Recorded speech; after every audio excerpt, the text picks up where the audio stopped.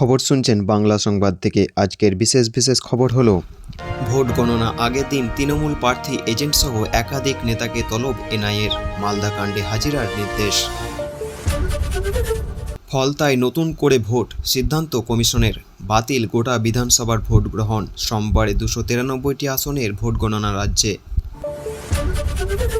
রবিবার সকালে দিল্লির বিবেক বিহারে বহুতলে আগুন, ঝলসে মৃত 9 জনের। দমকলে 14টি ইঞ্জিন পৌঁছে আগুন নিয়ন্ত্রণে আনে। রাতে বিধাননগরে স্ট্রং রুমের বাইরে তৃণমূল বিজেপির উত্তেজনা, দু দলের জটলা হঠাতে সক্রিয় পুলিশ কেন্দ্রবাহিনী। দম থাকলে ফলতায় গোটা ভারত নিয়ে আসুন, চ্যালেঞ্জ জানালেন অভিষেক। ডায়মন্ড হারবার মেডেলে কালি ছেটানোর 10 জনমেও অসম্ভব। এবার কালীঘাট থানায় নতুন ওসি নিয়োগ নিয়ে প্রশ্ন তুললেন বিজেপি প্রার্থী। সিপি অজয়কে খতিয়ে দেখার নির্দেশ সিওর। কালবৈশাখীর দাপট আরও বাড়বে, গণনার দিন কলকাতায় ঝড় হতে পারে 60 কিমি বেগে। কতদিন চলবে দুর্যোগ, জানুন বিস্তারিত খবরে।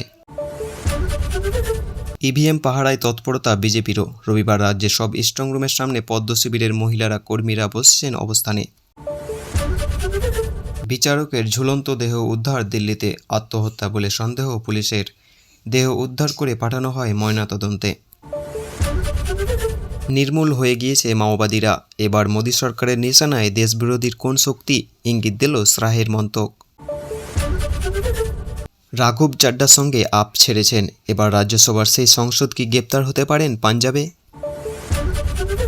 আবারও অশান্ত ফলতায়, দফায় দফায় উত্তেজনা, পুনর্নির্বাচনের দাবি তুলে গ্রামবাসীদের এক অংশ। রিপোর্ট তলব কমিশনের।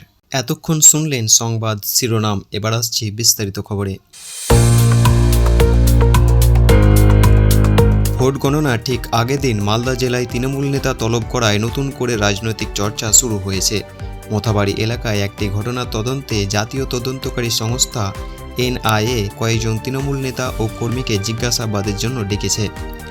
জানা গিয়েছে, সুজাপুর কেন্দ্রে তৃণমূল প্রার্থী সাবিনা ইয়াসমিনের নির্বাচনী এজেন্ট আব্দুল রহমান সহ আরও কয়েকজন স্থানীয় নেতাকে নোটিশ পাঠানো হয়েছে। তাদের কালিয়াচক থানায় নির্দিষ্ট সময়ের মধ্যে হাজিরা দিতে বলা হয়েছে। এছাড়া ব্লক স্তরে কিছু তৃণমূল নেতাকেও তলব করা হয়েছে বলে খবর। এই তলবের পেছনে রয়েছে গত মাসের একটি ঘটনা। ভোটার তালিকা সংশোধনের কাজে নিযুক্ত বিচার বিভাগীয় আধিকারিকদের মোথাবাড়িতে ঘিরে বিক্ষোভ দেখানো হয়। অভিযোগ, কয়েক ঘন্টা ধরে তাদের একটি সরকারি অফিসে আটকে রাখা হয়েছিল এবং হেনস্থাও করা হয়। এই ঘটনায় পরিস্থিতি এতটাই গুরুতর হয়ে ওঠে যে বিষয়টি আদালতে পর্যন্ত গড়ায়। পরবর্তী আদালতের নির্দেশে এই ঘটনার তদন্তের ভার এনআইএর হাতে তুলে দেওয়া হয়। এর আগে রাজ্যের পুলিশ পক্ষ থেকে কিছু অভিযুক্তকে গ্রেপ্তার করা হয়েছিল।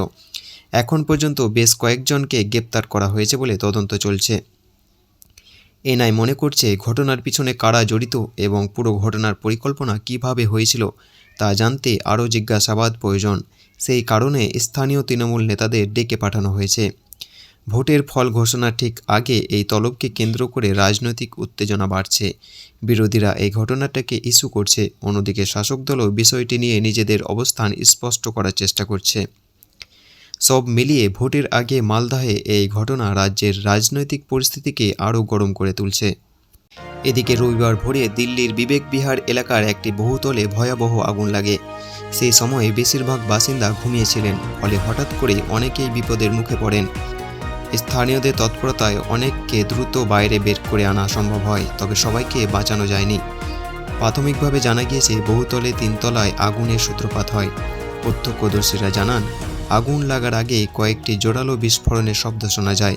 মনে করা হচ্ছে সম্ভবত এসি বিস্ফোরণের কারণে এই আগুন লাগে এবং দ্রুত ছড়িয়ে পড়ে পুরো তলায়।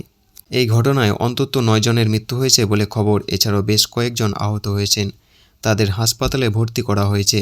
কিছু মানুষ আগুনের মধ্যে আটকে পড়েছিলেন বলেও জানা যায়। এখন ভিতরে কেউ আটকে আছে কিনা তা খতিয়ে দেখছে দমকল পুলিশ। খবর পেয়ে দমকলের একাধিক ইঞ্জিন ঘটনাস্থলে পৌঁছে যায়। মোট 14টি দমকল ইঞ্জিন প্রায় 2 ঘন্টা চেষ্টা চালিয়ে আগুন নিয়ন্ত্রণে আনে। আগুনের তীব্রতা এতটাই বেশ ছিল যে তা নেভাতে দমকল কর্মীরা যথেষ্ট বেগ পেতে হয়। পুলিশ জানিয়েছে, খবর পাওয়ার সঙ্গে সঙ্গে উদ্ধার কাজ শুরু হয়। এখন পুরো ঘটনা তদন্ত চলছে এবং আগুন লাগার সঠিক কারণ কী তা খতিয়ে দেখা হচ্ছে। কলকাতা সহ দক্ষিণবঙ্গের জেলাগুলিতে কালবৈশাখীর প্রভাব আরও কয়েকদিন চলবে বলে জানিয়েছে আবহাওয়া দপ্তর। গত কয়েকদিন ধরে বিকেলের দিকে ঝড় বৃষ্টি হচ্ছে, আর এর ফলে গরমেরও কিছুটা কমেছে। রবিবার কলকাতাতে বজ্র বিদ্যুৎ সহ বৃষ্টির সম্ভাবনা রয়েছে। সঙ্গে ঘন্টা প্রায় 30 থেকে 40 কিলোমিটার বেগে ঝোড়ো হাওয়া বইতে পারে। তবে সবচেয়ে বেশি প্রভাব দেখা যেতে পারে সোমবার, অর্থাৎ ভোট গণনার দিন। সেদিন কলকাতা সহ দক্ষিণবঙ্গে প্রায় সব জেলাতেই কালবৈশাখীর দাপট বাড়বে। বৃষ্টির সঙ্গে ঝড়ের গতি ঘন্টায় 50 থেকে 60 কিলোমিটার পর্যন্ত হতে পারে। এই কারণে দক্ষিণবঙ্গের সব জেলাতেই কমলা সতর্কতা জারি করা হয়েছে।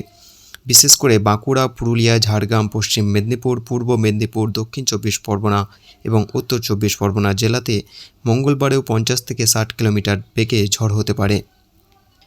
আলিপুর আবহাওয়া দপ্তর জানিয়েছে, দক্ষিণবঙ্গে এই ঝড় বৃষ্টির পরিস্থিতি অন্তত বুধবার পর্যন্ত চলতে পারে। বাকি জেলাগুলিতে বুধবার পর্যন্ত 40 থেকে 50 কিলোমিটার বেগে ঝড়ো হাওয়া বইতে পারে। উত্তরবঙ্গে দুর্যোগের পরিস্থিতি রয়েছে। দার্জিলিং, জলপাইগুড়ি, কালিম্পং ও আলিপুর দুয়ারে ভারী বৃষ্টির সম্ভাবনা রয়েছে।